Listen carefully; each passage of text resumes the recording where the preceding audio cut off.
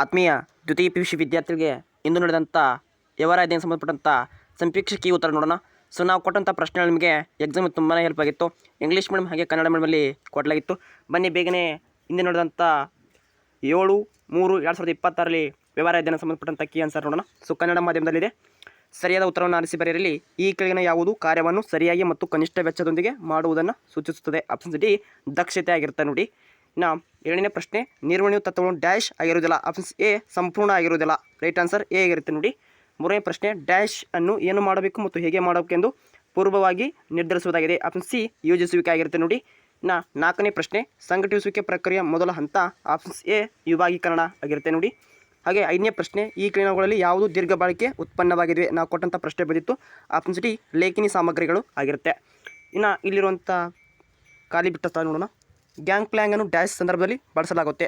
Options ಅದಕ್ಕೆ ಯಾವುದಂದರೆ options ತುರ್ತು ಸಂದರ್ಭದಲ್ಲಿ ಬಳಸಲಾಗುತ್ತೆ. ಇನ್ನು 7ನೇ ಪ್ರಶ್ನೆ, ಡ್ಯಾಶ್ ನಿರ್ದಿಷ್ಟ ಹೇಳಿಕೆಗಳಾಗಿದ್ದು ಏನು ಮಾಡಬೇಕೆಂದು ತಿಳಿಸುತ್ತದೆ. ಆಪ್ಷನ್ಸ್ ಅದಕ್ಕೆ ಏನಾಗುತ್ತೆ ನಿಯಮಗಳು ಆಗಿರುತ್ತೆ ನೋಡಿ. ಇನ್ನು 8ನೇ ಪ್ರಶ್ನೆ, ಡ್ಯಾಶ್ ನೌಕರರಿಗೆ ವೇತನ ಸಂಬಳಕ್ಕಿಂತ ಹೆಚ್ಚಾಗಿ ನೀಡೋದಂದರೆ ಬೋನಸ್ ಆಗಿರುತ್ತೆ ನೋಡಿ. ಇನ್ನು 9ನೇ ಪ್ರಶ್ನೆ, ಒಟ್ಟಾರೆ ಬಂಡವಾಳದಲ್ಲಿ ಸಾಲದ ಪ್ರಮಾಣವನ್ನು ಏನೆಂದು ಕರಿತೀವಿ ನಾವು? ಅದಕ್ಕೆ ಹಣಕಾಸಿನ ಎಂದು ಕರಿತೀವಿ. ಆ ಪ್ರಚಾರವು ಒಂದು ಪಾವತಿಸಲ್ಪಟ್ಟ ರೂಪದ ಸಮಾನವಾಗಿದೆ. 10ನೇ ಪ್ರಶ್ನೆ ರೈಟ್ ಆನ್ಸರ್ ಆಗಿರುತ್ತೆ. ಇನ್ನು ಹೊಂದಿಸಿಬರಲ್ಲಿ ಬಡ್ಡಿದರ ಅನ್ನೋದು ಕೊಟ್ಟಿದ್ವಿ. ಸಮಾಜ ಆರ್ಥಿಕ ಪರಿಸರ ಆಗಿರುತ್ತೆ. ವಿಭಾಗೀಯ ರಚನೆ ಅನ್ನೋದು ಏನಾಗಿರುತ್ತೆ ಅಂದರೆ ವಿಭಾಗೀಯ ರಚನೆ ಅದು ಕಾರ್ಯನಿರತ ತರಬೇತಿ ಆಗಿರುತ್ತೆ. ಕಾರ್ಯಾವರ್ತನ ಅನ್ನೋದು ಸಾಮಾಜಿಕದ ಸಂಬಂಧಪಟ್ಟಿದ್ದಾಗಿರುತ್ತೆ. ನಿಯಂತ್ರಿಸುವಿಕೆ ಅನ್ನೋದು ನಿರ್ವಹಣೆಯ ಕಾರ್ಯ ಆಗಿದೆ.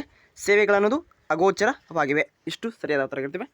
ಇನ್ನು ಅಲ್ಲಿ ನಿಮಗೆ 1 ಅಂಕದ ಪ್ರಶ್ನೆಗಳು ಕೊಟ್ಟಿದ್ದರು. ಸೊ ಯೋಜಿಸುವಿಕೆಯ 4 ಲಕ್ಷಣಗಳನ್ನು ತಿಳಿಸಿ ಕೊಟ್ಟಿದ್ವಿ. ನಿಯಂತ್ರಿಸುವಿಕೆಯ 4 ಮಿತಿಗಳನ್ನು ಕೂಡ ಕೊಡಲಾಗಿತ್ತು. ಓಕೆ.